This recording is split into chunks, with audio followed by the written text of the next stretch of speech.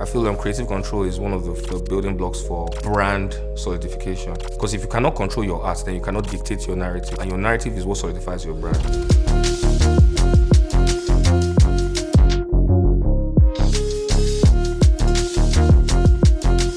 My name is Muyiwa Awoniyi. I'm a music executive and an entrepreneur.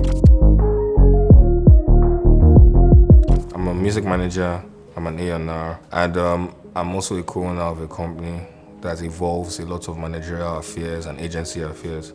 I was always interested in entertainment, but I didn't really know exactly what I was going to do. I mean, I knew I liked seeing artists on TV, and I thought for some reason I'd be an artist, but it's not as if I ever tried to do music, so obviously that was just a pipe dream. But eventually, as life began to, do what life does, eventually I saw where I fit in the whole thing. So from a managerial standpoint, I managed Tefflon. Then I got a producer who was also my cousin called Biano. Biano was actually how I got a leg into the Starboy camp, because Biano used to produce for LAX. LAX and I grew up together, so that's just its own thing. Another artist was a guy called Nizzy. Nizzy was an artist based in London, and he was sick, but yeah, after a while we just saw that, man, we have two different visions, and we're still cool though today. And then there was a comedian called Sam Takes Off as well. I managed him for a bit as well. I saw him popping off on Vine, and I went very quick. I was like, look, let's structure, your thing so that it can make a bit more sense. And we did a lot of fun stuff together. So from the agency leg of things, I had worked with people like Amadi, UG Official, Jules, especially anytime they would come to Nigeria, because obviously when you live in the UK and you're coming to try and do things in Nigeria, it just makes sense to work with people that you know. So that was how that happened. Tems, Omah, Lekaa is my producer now. A very busy day just means something grandiose is happening. So I can use the Oscars for example. Your day even starts from the night before.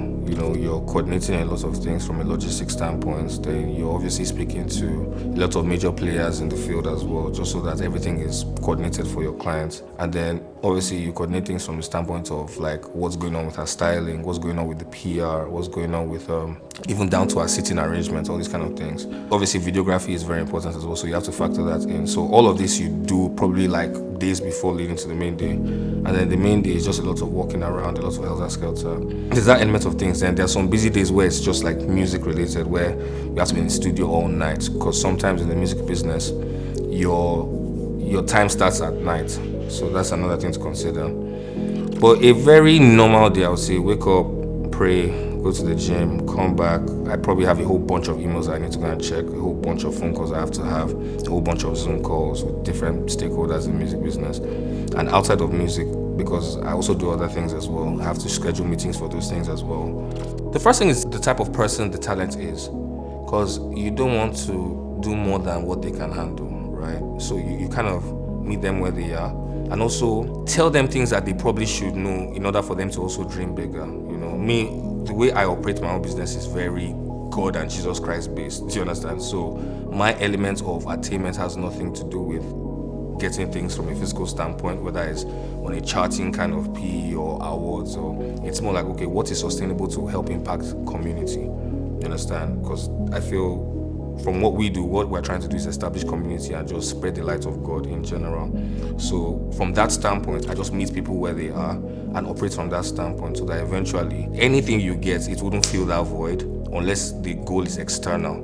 From a managerial standpoint, you are more or less everything to and for your artists, because they need a lot of care, you understand? Because they're in a vulnerable position. You're putting yourself out to the world, and it's going to be critiqued, it's going to be misinterpreted, it's going to be scrutinized. Some people would love it as well. So it's very important that you are what is needed for your artist at that point in time, and that can take from you because you're giving, right? To give, you must sacrifice something. So from that standpoint, it's either late night conversations from like 1 a.m. to 5 a.m. It's being in meetings and having conversations with people from the standpoint of what you feel is fair. And negotiations are just never easy in general. Having conversations when you're not in the mood to have conversations, that's another thing, because you have to be prepared to talk, and most times the game won't allow you to be prepared. Random people are spreading your numbers, and when you get random calls, you have to just pick up, because you have to be open in order to progress. If you limit yourself based off the things that irritate you, I'm sorry, but you ain't going nowhere. If you're a real manager, you're more than just someone that follows the artist around. You literally are responsible for the vision. You understand? Artists are very good at making music, but they're not very good at steering themselves. They're not very good at navigating the terrains of the industry, especially because all they know is music, and the music industry is way more than music. In fact, it's everything else other than music. Music is one thing, then the music industry is a completely different thing entirely. So for me, just from that understanding, it makes more sense to move as a company than an individual, because just on your day-to-day living, if you are a company, you're most likely going to be limited in terms of the liability you carry. So if Leading Vibe is doing business, you're having a completely conversation, because Tems is the product under Leading Vibe, and Leading Vibe comes with an accountant, comes with a lawyer. It just comes with a structure that makes people feel like they're doing business with somebody. If an artist is coming to you saying, please come and talk to me as the artist, they'll give whatever they feel. But by the time that they see that, there's a structure, it's now business, and we're dealing with business from that standpoint, not from the standpoint of, I'm an artist. It's no, I'm an entrepreneur, and my IP is my service. So the first thing I'll say is build leverage before you go and have a conversation with anybody, and that could be anything, right?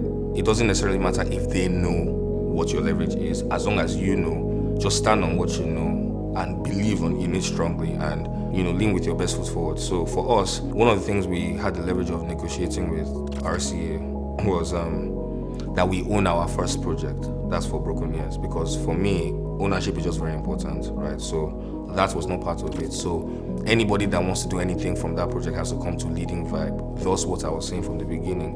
When you create it from a company standpoint, you're dealing with the art as product.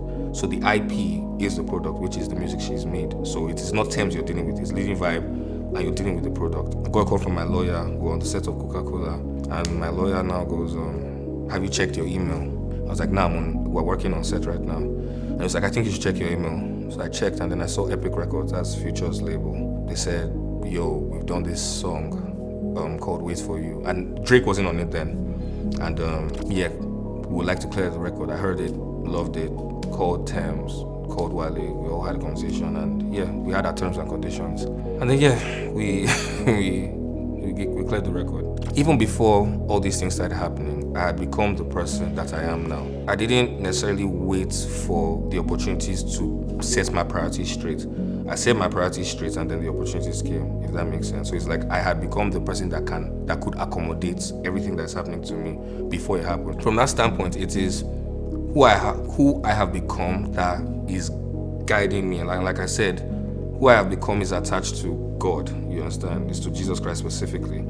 And from that standpoint, it helps navigate. It helps with my discernment. It helps with my decision making, because it's like, what is speaking light here and what is speaking darkness here? It's just that reference. So for me, that's really my compass. It's just showing up every day regardless of how you feel.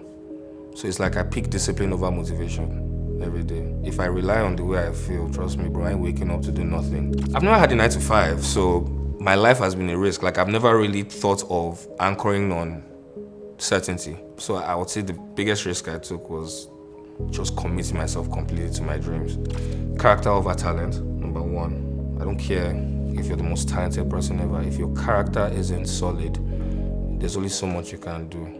That's one. So character over talent. Two, keep God first. Like, God is what allows you to understand who you really are, not what you think you are. And it's better to operate that way. I've always believed in creativity of Africans. Because Fela said something that I heard when I was younger, like my A-levels, and I didn't understand it until now. He was like, music is spirit. If you play with it, it will kill you. And I understand it perfectly. It's like, the only thing that they can't take away from us is the ability to create. And just from that standpoint, that has to be what liberates us. The ability to create, because it can't be taken. I feel African creativity, it's the wave, and I don't think it can go, because it's, for me, as far as I'm concerned, the last discovered oil, and that oil is very, very potent, because look how many superstars have come out of it. What up, everybody? My name is Muyiwa Awoniyi. You're watching Creative Control by Days and Nights.